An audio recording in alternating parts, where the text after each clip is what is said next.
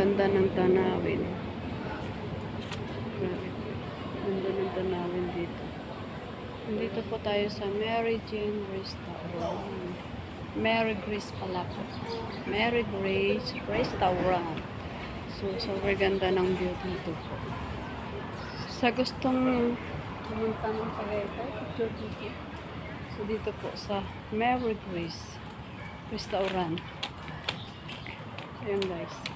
So, may puno pa siya ng mangga. Indian mangga. Ayan guys. Ang dami. Ang dami ng mangga. Ayan. Ang dami ng ganda. Grabe guys. Grabe ang ganda po dito. Napaka super ganda po dito. Promise. Lamig pa. Super lamig.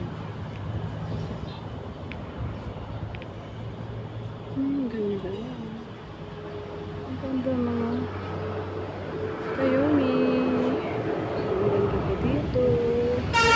Gusto mo picture taking, dito lang po kayo pupunta. At super ganda dito sa lake, sa Twin Lake.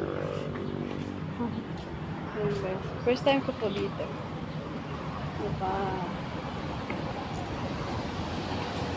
Gantan po. So, ayan. Pero dito siya po ganda. Ganda pala po dito. First time ko dito. First time ko po dito. Ayan. Super ganda. So, itutor ko po kayo dito sa Twin Lakes. Napakaganda po sa gustong bakasyon dyan. So, ito po yung napakaganda ng view. Just dito sa Twin Lake. So, may restaurant po sila dito. May Starbucks. Mayroon pong 7-Eleven. Ayan. Grabe guys. Napakaganda. Ayan o. Nandito po tayo sa itaas. Kaya makikita po lahat ng mga magagandang tanawin. Ayan. Doon po kami mamaya matulog. Doon. Sa Tagaytay. Ito po yung papunta na po itong sa Alfonso po ito banda. Itong lugar na to.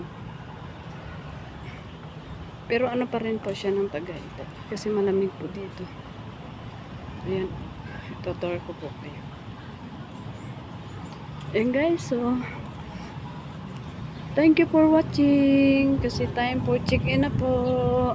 Mag 2 PM na po dito Pinas time.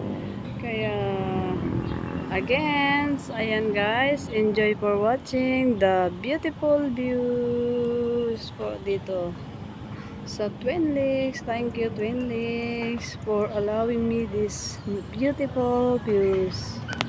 Thank you guys. Bye bye.